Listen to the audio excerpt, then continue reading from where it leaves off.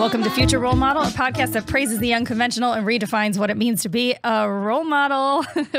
And today I have my special guest, Rachael O'Brien. Hello. Rachel's not wearing a bra. Thank you for announcing that to everyone. Thank God they can't see it. That would just ruin their Tuesday.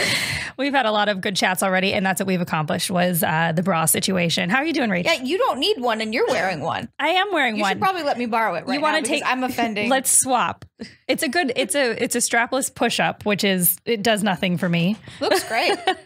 But it makes it look like I've got something going on here. Well, I need to be supporting something. I don't really care, though. No. Listen, I've had these boobs since I was 12. That's the They're thing. not as perky as someone that got them later or got some fake ones, and I've embraced it. Yeah, when you're over, that's why it's totally fine to see old women wearing no bra. Like, my grandma doesn't ever wear one. Okay, you're comparing me to your grandma. No. But I'm saying... This took a dark turn for me.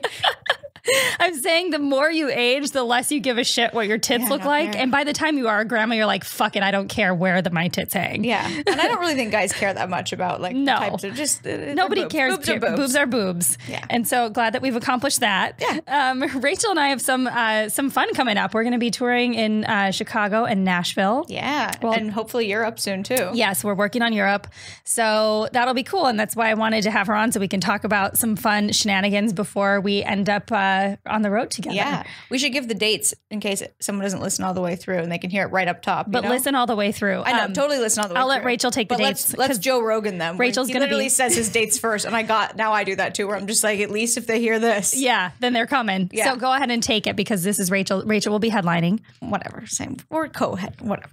It's Zany's Chicago on February 4th and 5th. And you can get tickets at zanyschicago.com or rachaelbrandcomedy.com. And then we're Zany's Nashville February 6th. Yes. Super excited. Oh, and now I'm coming in on the 3rd too. Oh, you are? Yeah. So maybe I can watch Super Bowl with you and your friends. Oh, please. Yeah. So I'm going to be I always tape my guest episodes at Laugh Factory in Chicago when I'm there. So I'm going to be taping 2 episodes the morning of Super Bowl. Okay, cool. And then a bunch of us comics are going to be hanging out. Sweet. I don't get in until 4:30. Is that good? Yeah. I was just asking Alex what time the Super Bowl is that Sunday. And normally around 2? That's what I just said. Isn't it at 3 o'clock? But that's Pacific time. In Chicago, it would be 5. Okay, cool. I'm going to make it. You're going to make it. Yeah. Wherever we are, you can just come out. It'll be fun. Sweet. So anyway, we'll be in Chicago. Chicago is I keep saying this because have you played Chicago before? I've never even been to Chicago. Oh my God. It's really going to be cold in February. I'm terrified of that. But I lived there for almost 5 years and I love Chicago. And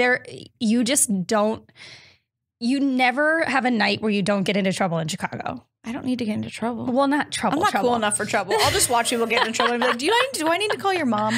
I was just reminiscing about this because when I lived in Chicago, one of my best girlfriends, she was 10 years older than me. So at the time I was 22 and she was 32 and I was like, oh, she's so old, but so fabulous. And now I'm that person. I don't like that feeling. I'm no. Do you think the 22-year-olds look at us and they're so fabulous? No, I thought she was as if they're pitying us. I thought she was so cool. She was 10 years older than me and I was like, oh, she's got a 401k. And now I'm 33 and I'm I don't even have that. I don't have that either. But at the time we hung out all the time, she was dating a cop in Chicago. And bars are open till 5 in the morning there. And that's why, you get into trouble. You'll just be out and everybody's so fun. Everywhere is so fun that you suddenly just look at the time and you're like, fuck, it's 4:30 in the morning. Maybe this will be the first time I stay up past midnight in You will because you're going to be there with me Sunday. Okay. Sunday we'll have some fun. And then excited. We'll have plenty of time to recover Monday before the show. I have to do TV stuff in the morning on Monday. So oh, you do? You don't want me looking haggard because I don't come to the show. Okay, yeah, we won't kill you. So yeah, when I lived in Chicago, she was dating a cop and we would have him fake arrest us downtown. So we'd be leaving the bar and we'd text him and he would come and put us in the back of the cop car. Does he still live there? And yeah. When she's not dating I him won't say what his name is, but maybe I can get a hold of him. I want to be fake arrested and put it on Insta story and freak my mom out. Yeah. If there are any cops in Chicago or anybody knows a cop in Chicago that would fake arrest me and Rachel, maybe after one of our shows, that would be really fun. I did it in Mexico. They were actually Mexico, I wouldn't glorified trust. security guards, but there's no way my mom would have known or anyone would have known they weren't cops. And I pretended Stassi and my friend Danny were getting arrested and people were freaking out. Oh, I'm I'm sure. I loved it. Oh, in Mexico, that would be a little bit scarier, though. We were just talking about Mexico and the fact that I am supposed to bring my grandma drugs from there. But isn't Chicago one of the most dangerous cities in the U.S.? It is, but like certain parts of it. I think I never felt in danger when I was there, but maybe it was because I was naive. Yeah. Like naivety. That's a good place to be in the midst of danger. Yeah. Just floating around the city being 23. Whatever. Like, I'm fine. But because of that proper boldness that I had just walking around Chicago, like I was just drunk and alone a lot of the time. And it's actually very scary. I know. And I was totally fine. So if you're in your early 20s and live in Chicago, you'll be fine. This is a role model podcast. I'm going to go with don't walk around drunk and alone. No, I always had a butter knife in my purse because I thought it was funny when people would tell me that I shouldn't be walking around by myself. I'd be like, no, I have protection. Listen, if you shoved it hard enough into like some soft flesh, that might do damage. I just thought, if somebody was going to try to rob me and I pull out a butter knife, like they might actually laugh. They might just, then they might also just think you're crazy. They might be like, this bitch is crazy. I don't want to mess with her. Leave me alone. So Rachel, let's get into some of your stuff. I mean, you said you're a grandma, so you said you don't get into much trouble anymore, but no, I actually never really I will go out and I've always drank and stuff, but like I have, even when I was younger in high school, like I always knew when to leave the party at the proper time. And so I never really got in trouble. Like, it's not like I didn't have fun, but I knew, I mean, I was also from such a small town and I had to go to such great lengths to like go to parties and stuff. Where from? I'm from, do you know Astoria, Oregon, where the Goonies were filmed? Oh, okay. Yeah, that's why I would know what it is. That area. But I went to high school in a place called Warrenton that only had 3,000 people in the town. Okay. That is pretty tiny. Oh, yeah. Because mine was like 14,000 people and I thought ours was small. Oh, that's still pretty small. Yeah. But 3,000. So your high school must have had like 40 people in it? There were 50 in my graduating class. Perfect. Yeah. Yep. I can usually gauge based on mine. To college. So, and that's close to Portland. I always just rounded up that you were from Portland. Yeah. But makes me sound close cooler. up to Portland. Were you back there for the holidays? I went to Bend, Oregon for a couple days. I've heard Bend is really cool. It is really cool, but I forgot how much, like when it's just cold and like whatever, how much people drink in Oregon. Because I kept asking people in Bend, I'm like, well, what should we do while we're here? And people were like, I don't know, we just drink. I'm like, okay, that's what I remember as Oregon. Yeah, that's what I remember. I've been told to go to Bend a bunch of times. I've only been to Portland once. I played there at Helium. Yeah. Like 4 or 5 years ago. And I haven't been back. I remember Portland being just really pretty. Yeah. And the whole strip club situation. Lots of strip clubs. Do you know what though? They say that and I believe it.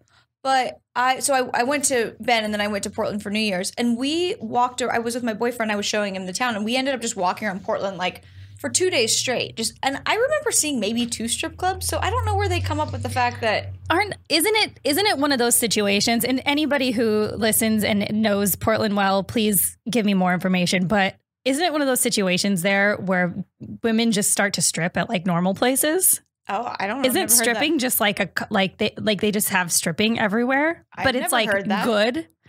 I'm gonna go with it's probably not good, but I did see a lady of the night with a suitcase walking into one of the strip clubs that I saw, and let's just say it was haggard quality.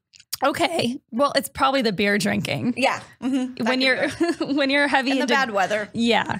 Is it bad weather? Well, I guess it must be because it's lush. It basically rained every day where I'm from. Yeah. Oh, I have one of my best friends lives in Seattle and she loves the weather. And I feel like I would love London, but except for the weather.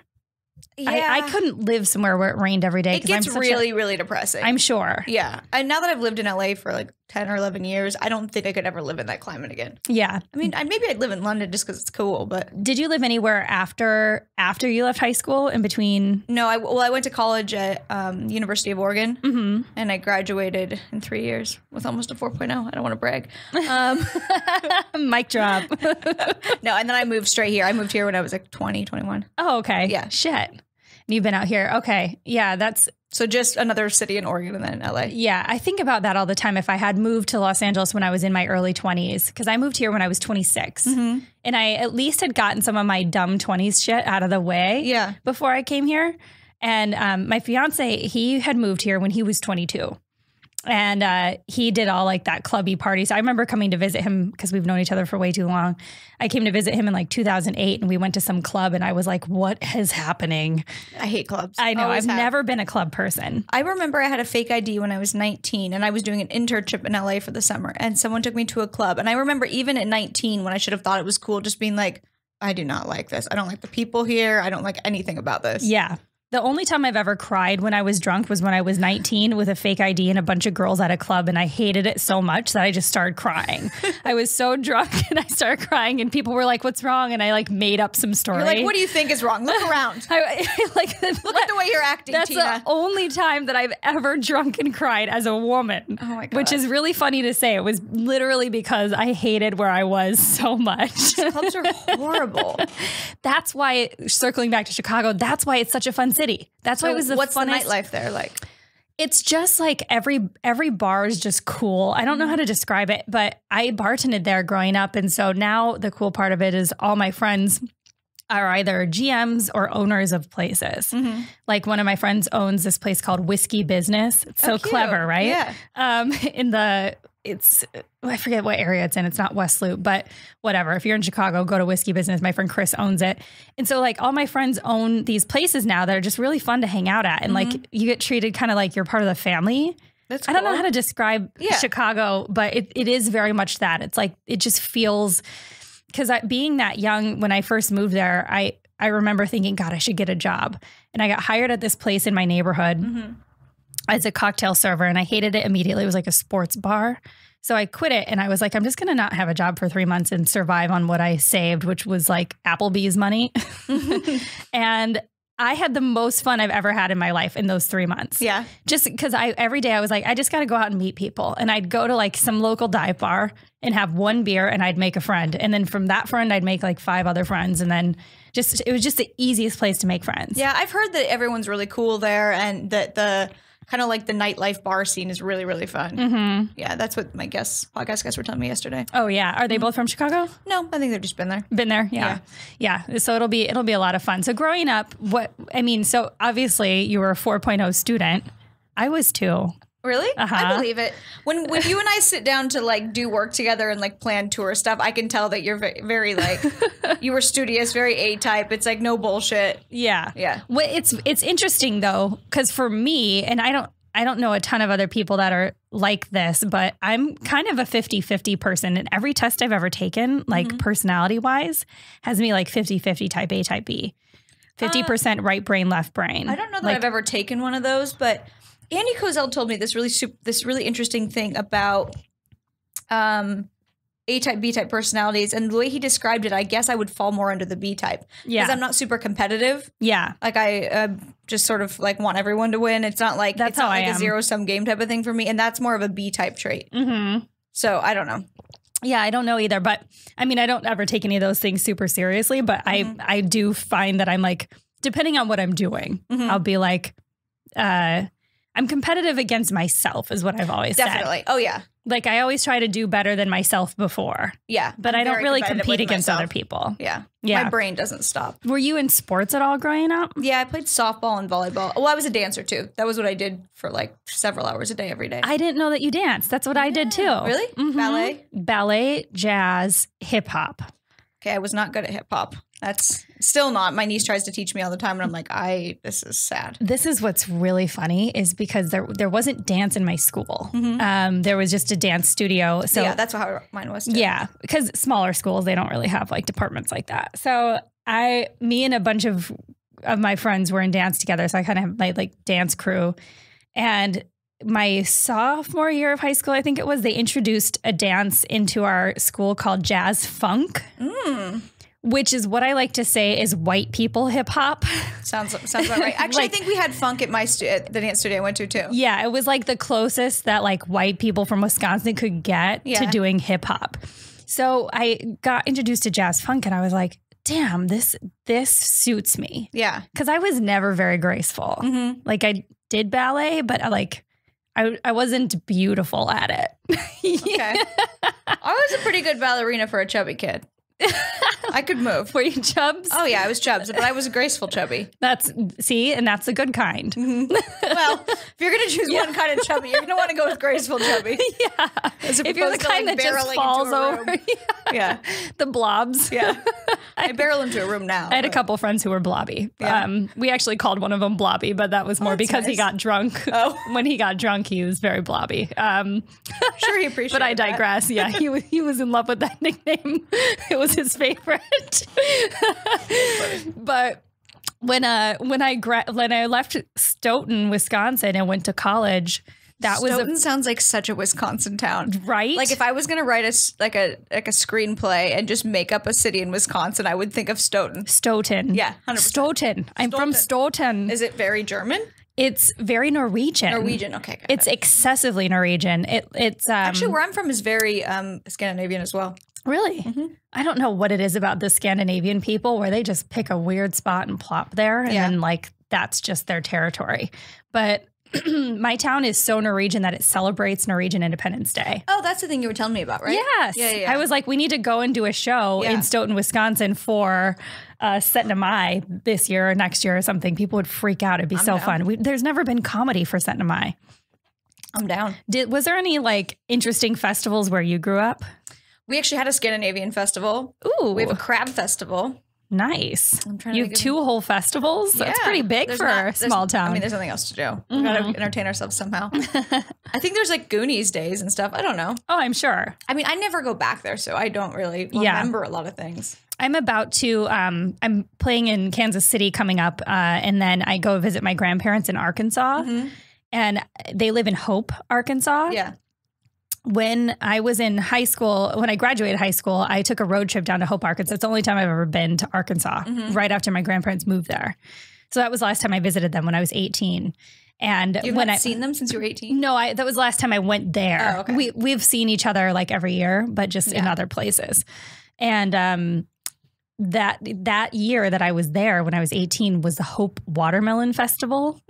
And I have never been to a more scary festival in my life. Why? Just watermelons make people crazy? Oh, I don't know what it is. Like it's so I'm so sorry to people that are from Arkansas, but I've never been in a more hillbilly situation. Oh, really? Yeah. Where they're like seed spitting and everything. Like the kind it was a kind of town not hillbilly-ish at all? A little bit. And here's where it was hillbilly-ish. It was like 50% of I usually can equate hillbillies to dudes better, so I'm just going to dude it up. Yeah, me too.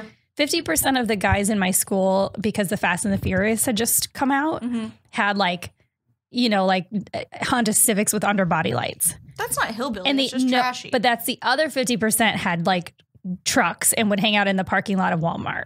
Yeah, that's the hillbilly how my side. town was. So we were like 50% hillbilly. Okay, we were full hillbilly. We were like camouflage, lifted trucks. I drove a lifted 4Runner.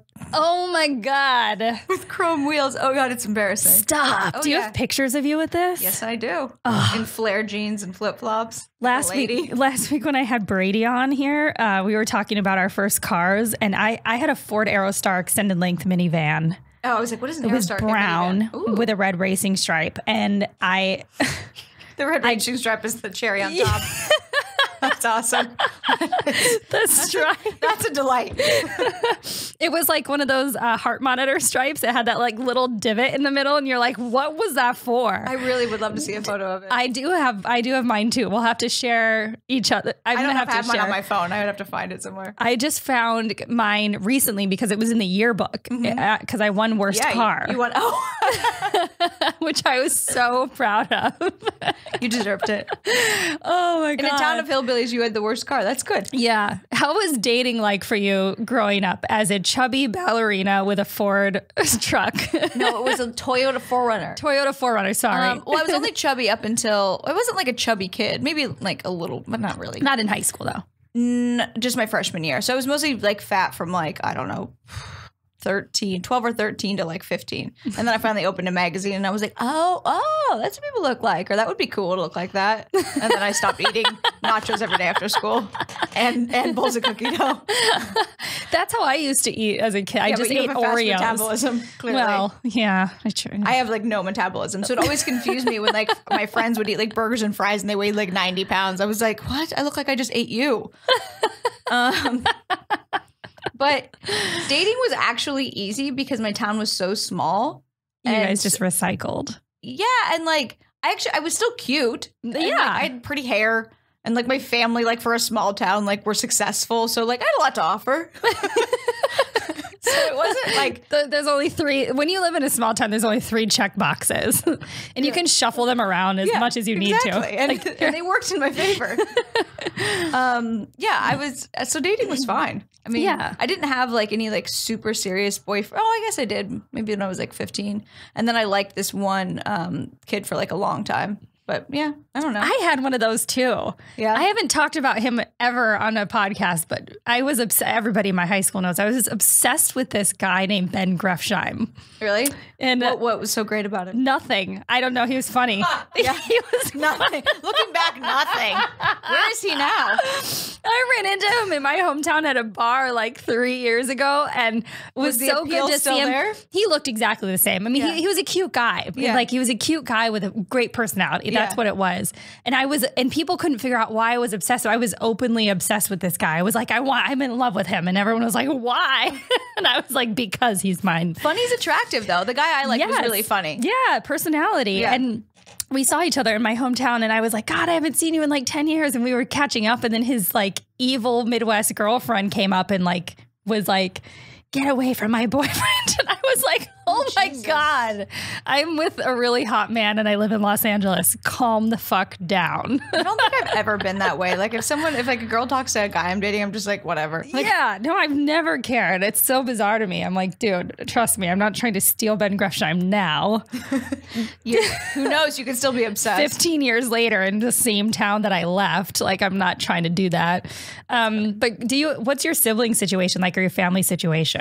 I have one sister who's 3 years older than me, and just parents that are still married. Really awesome, cool, funny parents. Yeah. Did you do like funny shit with your sister growing up or get into anything like that? Not my sister. My sister and I weren't like super close when we were younger because we were just that age that was like just far enough apart. Yeah. And she graduated high school early. So we were only in high school for like 1 year together, but I was like a freshman and it was like, so we're super close now, but no, I was really funny with my friend Sabrina, who you're going to meet in Nashville.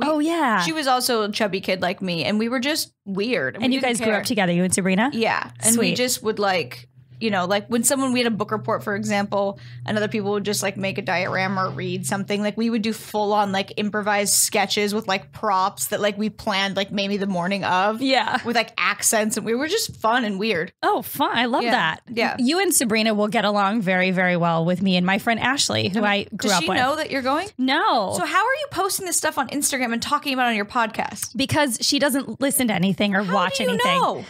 I know for sure because she... you should block her from your Insta story at least. She's one of the most gorgeous people I've ever known. We've been friends since we were like 9. So what Rachel's talking about is one of my best friends lives in Nashville. And I'm surprising her with the trip out. She doesn't know I'm going to be playing, but her husband bought tickets to go to our Zany show. And I think a bunch of their friends are coming with too. I think he's got a big group crewing up.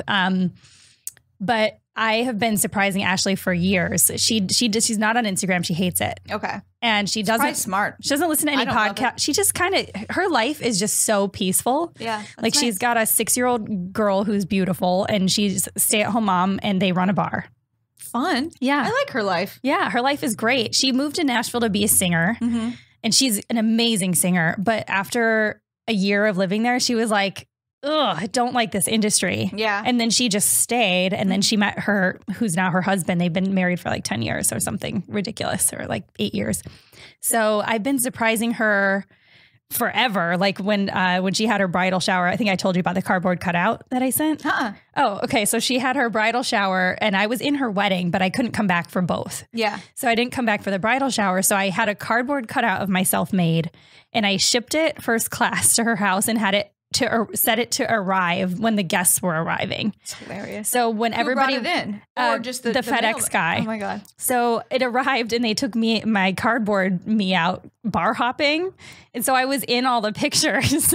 That's really funny. And she had my cardboard cut out for like 6 years. And then it finally died. We like left it behind a dumpster at brunch one day when we were both back for the holidays. We like brought her out to brunch and then like she died. Funny. So I've been doing like funky things like that with her for years and like surprising her with trips out to visit me or whatever. So this will be a fun one because she's not going to know. So she's just going to show up to the show and she's going to be at the stage? show. Mm-hmm. Oh, that's awesome. Yeah. So it's going to be. I'm very nervous that you're so confident she's not going to listen to this. She's not going to find out. No. How do you know she doesn't listen? I know she doesn't. I don't think she listens. I just don't think she listens. All right. I already told all of the people that like, that's why I was putting it on my story. Because I was like, all of our mutual friends that follow me will know to just not tell her. Yeah, to be in on it. So I think I'm going to pull it off. We'll see. Listen, I believe in you. I'm going to try. So if anybody in Nashville knows Ashley Darnell, shut the fuck up. Tell her. We'll cut you.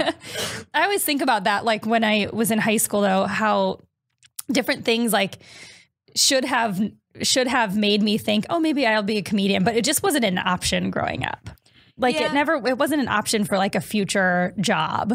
I don't know that I thought like, hey, I want to be a comedian. I thought I wanted to be on SNL really bad. Me too. And I knew when I was in college, like that's why I graduated early. I was just itching to get out of there. Like I really wanted to move to LA, but my parents weren't just going to let me move. Like I had to just finish college. Mm-hmm. But I think for me, I don't know. I think I'm one of those people that's just like, yeah, sure, I can do anything within like my ability. Like I don't think I'm going to play in the WNBA, right? You know? But like realistically, yeah. But like I just sort of was like, yeah, I'll do that, and that will work out, and it'll happen. Yeah, yeah, yeah. I mean, yeah, because thinking back, when you think of like sketches that you used to do and stuff, like it was more of like a performer mentality that I had. Like me and one of my friends used to always do raps. Like when we had to present in school, we would like make a rap. That's awesome. We did for Hamlet, we had to present and we did The Guilty Conscience by Dre and Eminem. Did you create the new Hamlet almost? We created Hamlet with raps. Isn't that what the new Hamlet is? Hamilton. Hamilton. Yeah. Damn it. I was like, you should get some royalties for that. Yeah, right? Well, and then, when Hamilton did come out, I was like, fuck, man, I would be so good at that. Damn. I'm such a good whitish rapper. Lay some rhymes down. Is that how you say it? Oh, my God. Rap. Come on. Oh, my God. I played my rap on this podcast, like many episodes. I forgot whose episode it was. My, when I was in Second City, because you did Second City as well, but out here in Los Angeles, when I was in my graduating class of conservatory, I had written a rap based on the parking signs in the parking lot because it always took forever to get people into the theater because the parking signs were confusing. So I just took all the parking signs and turned them into a rap, and that's how we opened the show. I want to hear them. You don't have to do it now. You'll do it another time. I have it on SoundCloud. Okay. It's and then I took a picture of me wearing a grill, and that's the cover for it. I like it. But it starts out with park your car, park lock your car, park your car, park lock your car. Take your ticket with you and park lock your car. It's not bad. Wow. You know those signs in the parking lot that say park lock your car? Yeah. Oh yeah. It's pretty epic. I hope that like Eminem listens to this podcast. And the best part of that too was that I was a part of a biker crew. Yeah, this keeps getting better. In Chicago. Like motorcycles or like just motorcycles. Bicycles? But I was an honorary member because I didn't have my own bike. I rode with like a guy. The Gypsy Jokers or something? Yep. But it was like a real gang? Yeah. Yes. But it was a good one. It was a drug-free one. So it was called the Black Angels. And they had like a note, like a dare sign on the back of their jackets? They drank. They had drinking clubs, but they didn't do like drugs or anything. So they were like just hard enough. Were they like the bouncers at concerts like the Hells Angels used to be? Totally. They did shit like that? They did stuff like that. That's awesome. And his name was Professor and his riding buddy was Milo, and they would take me up to like Wisconsin. Do they know how dorky this sounds? Are they aware of this? Well, Professor was black and Milo was like a Ukrainian mobster. Right. So they were kind of dope. But Professor had a recording studio in his house, and he was also a firefighter by day. And that's where I recorded my rap, you guys. He wore many hats. He did a lot. He obviously was a professor at some point in his life. Otherwise, why did he have that name? Oh, he really was? No, I don't think so. It's guy sounds fascinating. I know. You should have him on your podcast. We should try to find him while we're in Chicago. If Professor is still around, somebody find him and bring him to our show. Hilarious. I would love that. What would you do if he sat front row? Oh, I'd freak. I'd be so excited. Last year when I was headlining at Laugh Factory, this guy that I hadn't seen from Chicago for I hadn't seen him in 10 years. Mm-hmm. He showed up. He used to have the hugest crush on me and would come to the bar that I bartended at and bring gifts and stuff. Wow. And so he showed up to my show alone and brought pizza for all the comics, gourmet pizza. And then he proceeded to sit odd move, but okay. Right? And then he proceeded to sit front row and fell asleep in the show. Was he on opiates? And then at one point we woke him up during the show and it was, everybody was watching this because they were like, what the fuck? And then he woke up and then ran out the side entrance door, and we assume he just vomited out there and never came back. What? That is what happened to me my last time I headlined in Chicago. Somebody fell asleep and vomited during my set. I'm worried about this gentleman. I know. But anyway, I digress. So growing up, what did you go to school for? Was it business? College? Political science. Really? You were poli-sci? Which is odd because I'm not even political. I just did it because that's what all the athletes took, and I figured I could finish easily. Yeah. Because it would be easy. Yeah. So, and that was exactly what happened. Yeah, and I literally remember nothing from it. When you wanted to move to Los Angeles, was it for comedy or was it for acting? It was for acting originally. And then I went, a year after I'd lived here, I went to grad school at UCLA for screenwriting. Mm-hmm. And I really liked writing comedies, and then I was like, how do I test out these jokes? And then I started getting on stage. And then, Have you written a bunch of movies, screenplays? I've written a lot of pilots. I'm writing a new screenplay right now, which I believe is going to win an Academy Award. Yes. Just putting it out there. Put it out there. Universe? Yeah. I've written only 3 other ones besides this one, but I've probably written 10 pilots. Yeah. Yeah. Yeah. That's a good sizable amount. Mm-hmm. I never really tried to sell them or pitch them. You just have them. I guess so. I don't know. Yeah, we need to talk about this after this because I'm going to pitch the screenplay hardcore. Yeah. Yeah. Are you trying to get it funded yourself or? I am close with some bigger production companies. So I'm going to start there, and then I'm co-writing it with the guy that does my sound for my podcast, and he's also a director, and he's got a bunch of ins and he's made movies. So yeah. That's cool. We're only on page 70, which is pretty close to being done. Yeah. And then we'll see from there. Dude, awesome. Yeah. I'm actually working on my screenplay titled Future Role Model right now. I read that. Yeah. In the description of what this is about. Yeah. Yeah. Yep. Because wait, it was supposed to be a book, right? It's already written. Mm-hmm. It's already been, because I've been writing I've been writing it since I was 14. Mm-hmm. So, and I just called the collection of books Future Role Model. And that's why I was like, I should do my podcast by the same name. That is super ambitious. You started writing a book at 14. 14. Yeah. I started. Did you know it was going to be a book, or were you just sort of writing down essays and collections of things? It was essays, collections, quotes, funny moments, random funny thoughts, kind of like Mitch Hedberg-y, one-linery type stuff. Yeah. And I started it off with just ideas I had. And then I started realizing a lot of people around me were really funny. And so I started writing down quotes of other people as well. And I was just thinking about this today, actually, because something I've done since I was probably in college, anytime a friend of mine has a really good quote, I just have a t-shirt made of it and give it to them. Oh, that's such a nice thing to do. And so I've done it a lot. I have a lot of friends that are floating around wearing t-shirts of shit that I made of quotes that they said. And today when I was in yoga, my favorite yoga instructor, sorry to play favorites, but Dalton at Moto Yoga, he's fucking awesome. And he said something really good today and even said under his breath afterwards, that should be a t-shirt. And I was like, shit, now I gotta make him a t-shirt. So what was the quote? You can't say it? It was... So basically at the top of class, he was talking about how nothing happens to you. Things just happen. Don't take the victim out of it kind of thing. Yeah. So as we were doing harder and harder stuff, he kept saying, remember, this isn't happening to you. This is just happening. It's That's funny. Great. It was funny. And a song of Phil Collins came on. Ooh, I love Phil. That's a yacht rock and we were mood. Exactly. We were doing a really hard part while Phil Collins was on. And he was like, yeah, see, Phil Collins isn't happening to you. He goes, that should be a t-shirt. And then I was like, okay, Phil Collins is not happening to you. I would buy that shirt. Right? Absolutely. Phil Collins is not happening to you. That's awesome.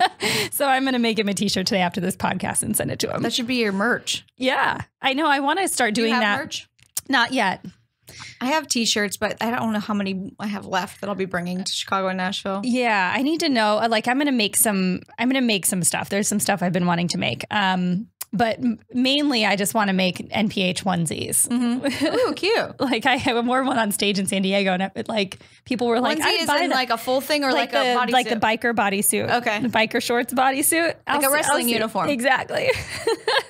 But which probably only you look good in, but yeah. I want to know, like, can you take people's quotes from your own podcast and make those into merch? Can you use other people's words as merch? I think so. Right? If they say it on your thing? Yeah, I don't know. I'm sure you can. Because I have this one guy that recaps every week. Eric sends me a recap, like a sportsy type of recap of all my podcasts. It's so good. And it's all, so I have all the best quotes from all my episodes from him. That's smart. And I was like, I need to just turn these into merch. You know, you can actually do. I just realized I make those, like, do you make those audiograms ever for your podcast where it'll like? I just started to fuck with that. Yeah, I think you could probably dictate your entire podcast if you just dropped the file in there. Sorry, side note. Really? Yeah, I'm gonna try to do that. Huh? Yeah. Well, okay. We'll talk about that too. How did you get into? How did you end up getting into stand up? Like, what was that? Going through I did the UCLA. And then started. But I took a class first because I'm kind of someone that likes to learn. I don't know. I wanted to learn jokes. I just wanted to do it right. So I took a class. And then the first time I got on stage was like a showcase. And I was like, I am fantastic at this because it was all like my friends and my family and like my class there. All the most supportive people. Yeah. And I had like a 5-minute set that was like written basically by my teacher. And I was like, I am fantastic at this. But then I started going to open mics and I was like, oh, that's not how this goes. Yeah. The reality sets in. Yeah. How long ago did you start stand up? Like 7 years ago. Okay.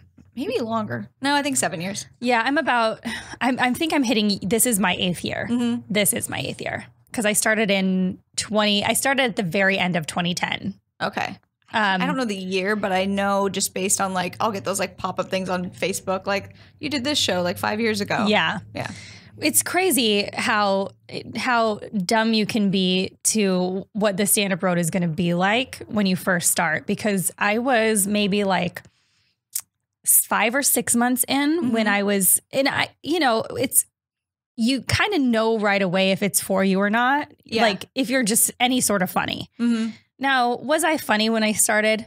Sure. If I look back on what I was doing, I'm like, what the fuck was I even talking about? But I thought I was really good fast, and everybody does, of course. Yeah. And I had Guy Branum was coming to town and had seen me at like some mic, and him and Justin Martindale came to town and had me open for them.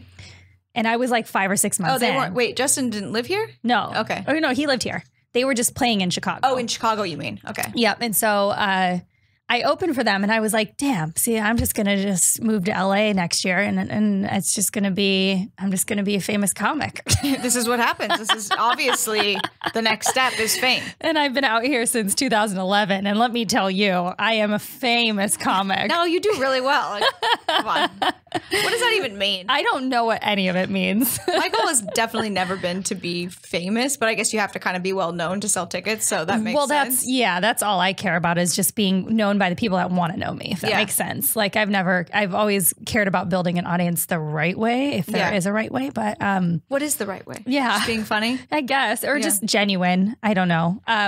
But my thing has never been being famous either. It's funny how many people that is their goal. Yeah. The concept of fame actually makes me very uncomfortable. Yeah. Like if I am with like my Vanderpump friends or something, and like people, usually they only recognize me when I'm with them, but I'll get recognized occasionally, like oftentimes in New York is like the place. I get like very like, what do I do now? Do I take a photo? Do I ask? And I just start like asking them about themselves. I'm like, thank you so much for talking to me. Like I just get really awkward. Like, I don't know what to do now. You'll see me after the shows that we do. I'm like very awkward. Oh, that's funny. Yeah. I can't wait. I love seeing awkward things happen in front of me. Yeah. How did you end up getting involved with that crew? I was Kristen's first friend in LA. So Chris and I were modeling for Joe's Jeans, which how I was a model. Of course you were. How I was a model, I don't know. I'm Fuck yeah. 5'5", barely. So we were doing that, and then she wasn't actually even living in LA. She had been flying from, was she living in Michigan? No, Florida? I forget where she was living. I don't remember.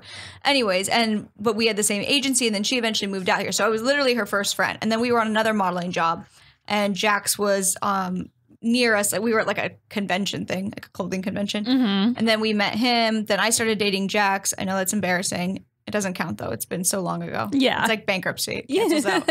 And then Jax and I introduced Kristen and Sandoval because he was friends with Sandoval. So I've basically known them since, I moved to LA. I don't know much about the whole thing because I don't really watch any reality shows. Yeah, I don't either. I don't even watch the show when I'm on it. I'm not joking. I know a lot of people that are like that. But I always wondered if that was a genuine group of friends or if they had just 100%. Interesting. Very, and most of the stuff that happens on that show is real. That's really interesting. Yeah, they don't need a lot of encouragement. That's pretty much what happens. Huh. Yeah. That's why it's probably done so well. Because I think that's why it's successful, because you can tell that it's not like, like the Housewives is often like a bunch of women that didn't really know each other that are now like thrown into.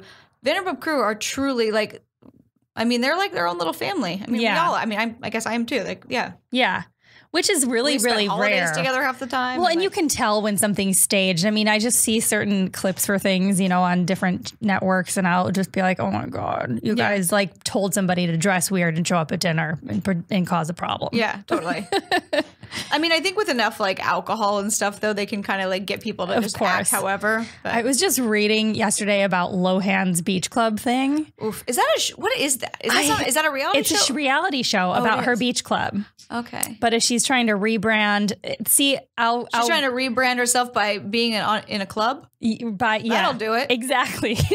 Smart move. Her PR people are geniuses. They're killing it. Yeah.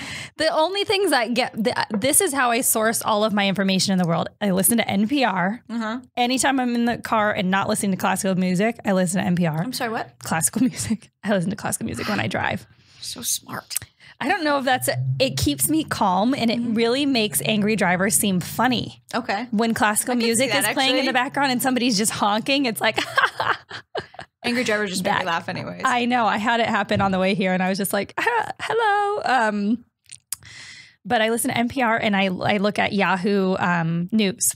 Because Yahoo's just like, whatever. It's just random shit. Some of it's... I guess I look at Yahoo News too, because that's my email is still Yahoo. And that's what the homepage is. Yeah, so I was reading about the Lohan Beach Club the other day, and they were like... they said it's sad because they said the show is sad. I'm not surprised. I feel bad for her, but like... I don't know. The sad thing is she was such a great actress. I don't know why she doesn't just go full force back into that. I know. She is really good. Club? Yeah. I'm sure people would still hire her. Well, and it's like, if you're going to be an entrepreneur, because I get it. Like, there's things that I'm interested in that endeavor as well. But I don't really consider somebody owning a club as being an entrepreneur. Why? I don't know. I kind of do. Okay. Maybe. Well, I guess they should own more than one thing. No. I consider it like a business. It's a different kind of business. It's a business person. I guess it is. But I think when I think of entrepreneur, I think of like an inventor or like a brand. Yeah. When I think of a club, I think Lindsay Lohan's brand is a club. Yeah, that's true. So is she calling herself an entrepreneur? Yeah. Oh. Yeah, and that's why what are her other business ventures? Exactly. I don't know. And see, if you just own clubs, well, there are like I guess you're a club owner. You're a club owner. Yeah. But there are some really good like the Houston brothers here, they own like all the best places in LA. But aren't they're entrepreneurs. A restaurant group or they're restaurant owners? That's what I think. Like I think you might be right on I the still term. call it something different. You know, I don't consider like you own one beach club, now you're an entrepreneur. Yeah. I don't know. I just don't. I think I'm the whole with thing you is on really that funny. now. You turned my opinion around. I'm on your side. Do you have entrepreneurial endeavors? Yeah, probably. But most of them are in the entertainment industry. Me too. Except for I really, really love to cook and eat. Not surprising. And I really would love to have some sort of like traveling cooking show, something. I want to be involved somehow with food on TV. Or own like, I know restaurants aren't like a good business, but something. Once I get successful and I win that Oscar, maybe I can own a restaurant. Yeah. Fuck, Eva Longoria did it. Yeah. She's owned a couple things. Open? I don't know. Yeah, it is. Beso. Yeah. I don't know that she still owns it, does she? Maybe Who not. knows? I don't know. I don't know. Everybody's owned something at some point. People just like to slap their names on shit. I want to have a liquor company. That would be cool. Yeah. All celebrities have that, I feel. Yeah. All right. That's why I drink aviation gin now, because Ryan Reynolds is an owner. And I'm like, dude, I'll buy his shit. Him. I will buy his shit. I love him. He's great. He's so funny. He's got the funniest Twitter and Instagram. Yeah. He just did some, because me and Justin have a friend that owns a winery in Napa. Uh-huh. And we've been doing like some content with them over the years just to try to help them brand, because they're like a younger winery and it's kind of shifting in Napa to a younger demographic. And the winery owner just sent us a video recently done with Ryan Reynolds for his gin. It was like a comedic video that makes fun of like local organic. It was like really artsy, and like the sun was coming up and it was like, our juniper berries are picked with, like just making fun of all the videos of like any organic brand ever. And with Ryan Reynolds at the end. And it's really funny. I don't know how to look it up, but I'm sure it's on his Twitter. Okay, I'll look for it. Yeah, aviation gin comedy video or whatever. And so he was like, can you guys do something like this with my wine? And we were like, totally. We should actually try to make a funny video to promote Chicago and Nashville. We should. Yeah. We should have Justin do some shooting stuff with us too. It's like soon though. Yeah, I know. It's like tomorrow. But maybe after this podcast, we can come up with a quick video. We can, yeah. Yeah. So how long are you going to stay in Nashville? Are you going to stick around after the shows? I think so for a couple days, but I don't know. Okay. On my flight home, because my boyfriend may fly in because it's his birthday, like around that weekend. And if he does, then I'm probably going to stay till Sunday. But if not, I'll probably just stay a few days and check it out. I'm staying till Saturday. Okay. Because Nashville's a fun city too. I know. I've never been there either. I really want to like poke around. And I love music, obsessed with it. Yeah. And when I dated a few country singers, I don't know, maybe I'll run into them. Oh, that's perfect. I've only been there once, and it was for this friend's bachelorette party because she already lived in Nashville. And it was a blast. Also, I mean, I was in my mid-20s and there were like inflatable dicks, and we were in a stretch bus. So that makes Nashville extra fun. That's hilarious. Do you know that when you say stretch bus, I'm thinking about, have you ever done the Reno Laugh Factory? No. So I just did it. I've done it like 3 times in the last year. I feel like now, maybe 2 years. And I did it like in the beginning of November, and I went to get a cab back to the airport when I was leaving. And they were like, well, it's actually the same price just to use our house car. I was like, cool. I go downstairs and they put me at like 7 a.m. in a gigantic like party SUV thing with like lights going and music. And he's like, do you want a beer? I'm like, I'm all set. I'm leaving Reno. I don't really want to take Reno with me. I hope you got videos in there of you just being alone. Absolutely. I did. It's on Insta story. That's fucking hilarious to me. Are you a big party bus person? Have you ever done that? I'm not. No. I mean, they're fine. Yeah. It's I guess it's better than just sitting in a car, but I used to do stuff like that for my birthdays. When I turned 22, I did a party bus and made everybody wear togas. And then I was like, all right, I don't need any more party buses in my life. I'm not someone that has like big birthday parties unless someone else plans them. Just because I think like, if like, I don't know, I don't want the pressure to like make sure everyone has fun. I have the same mentality about birthdays as I do with my wedding. And maybe that's a problem, but I just want like everybody I like to hang out with each other. And that's all it is. Yeah, I'm with you on that. I've never even thought about what my wedding would look like. You know, girls all like know their dress. Me either. I've literally never had a thought about it. Never, ever. Never, ever. And that's like, I was just talking to Alex before you got here, but so me and Justin have pushed our wedding date twice already. And our new date is set for June of this year. And we were talking about it the other day. And I was like, I don't have time to get married. Do you have anything planned for it? Nothing. Yet? No. And that's why we postponed it the first time. We have the venue. Oh, you told me this. And they were really cool about the times that you did postpone it. Yeah. And the venue is just, it's this place in Madison, Wisconsin called the Brink Lounge, which if anybody is from or has been to Madison, it's like a big it's a jazz club. They have like one room with a giant stage and like a spiral staircase, and it's just really like eclectically cool. And then the other room is just a big jazz club with like a dance floor and a giant bar in the center. Yeah. And I was like, what is easier than just having a stage and then just walking into the other room and partying? That's great. You don't have to set up anything. Like it's just ready to go. It's the perfect venue. Sounds like a cool spot. For like my type of personality. Doesn't sound like you'd have to plan that much. And if you already have that, and then I know. What else do you plan? I don't know why though. A wedding sounds so daunting. And when I was talking to Justin the other day, I was like, and I just talked about this on stage last night, and people seemed to respond well to it. But I was like, if we're not going to get married, I don't want to keep pushing the venue. I would just shoot my comedy special that day and call it, I was supposed to get married today. That's great. And I want to self-produce it. You should. Yeah. And so I think I might do that. And then are you really just going to you're going to push the wedding again for sure? I think so, because we've been together so long. We're like, it doesn't matter. Yeah, it doesn't matter. And we kind of, the whole showy thing of involving weddings isn't really my speed. I'd rather just invite all my friends to like an island and then just have the ceremony at some point while we're there. That's more my speed too. I'm not. I know I won't have a big wedding. It makes me anxious. Yeah, no, I want to party for like 5 days with my favorite people. Yeah, I don't want like an aunt that I never see hanging out on my wedding day. Yeah, like I don't care about any of that shit. I probably wouldn't invite people like that. No, and that's the thing is my parents were like, you have to invite this. Like the guests, the list grew by like 150 people as soon as my mom touched it. And I was like, no. How many total is the list now? It was at like 200. I wanted to have it under 100. Jeez, that's big. Yeah, it's big. That's expensive. Yeah, it's expensive. And so we already rented the venue and I was like, how cool would it be to sell tickets and have dinner and drinks included? Because I already paid for all that shit. And then I'll just get married or like do my special instead of getting married. Why don't you do your special and then just exchange vows real quick and then party? Yeah, I thought about that too. Can do both. You could have that in your special. That'd be the first time a comedian got married on their special. I know. I think that's cool. I know. So we'll see. But I think I'm a producer on this. And how? Just based on that. Yes, I would love that because I want other comics to come and like roast me and shit. Yeah. Like I want to have the most unconventional wedding possible. If there is. I think that's cool. I really think you should incorporate the special and the wedding at the same time. Yeah.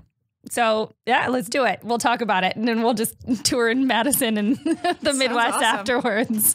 So what do you have coming up besides our shows and some other, you've got some other fun stuff in places that you're touring? Yeah, I will be at, this will come out before, and I'll be at the Brea Improv January 16th, a bunch of other places around LA in between then. And I think Levity Live in Oxnard January 30th. And then... are you headlining both those? No, I'm doing with Jack Jr. Oh, cool. And then I'm doing Laugh Boston on March 24th.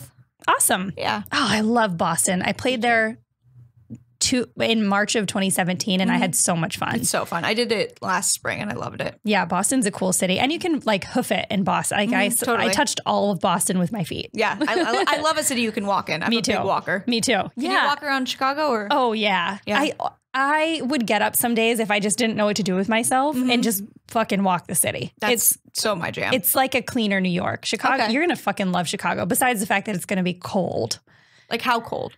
February is a wild card. I just looked it up and it said like 30s. I'm like, that's not that cold. But if then it stays like it is really, really cold. If it stays like it is now, it'll be fine. It depends if we have a windy month. Okay. But also Chicago's the type of place, like there was one year that I lived there and by March it was like 75. Interesting. So it's a wild card. February, you don't know what you're going to get. For some reason I was thinking it was going to be like below zero. It might be. I mean, sometimes there are like 4 days where it's that bad.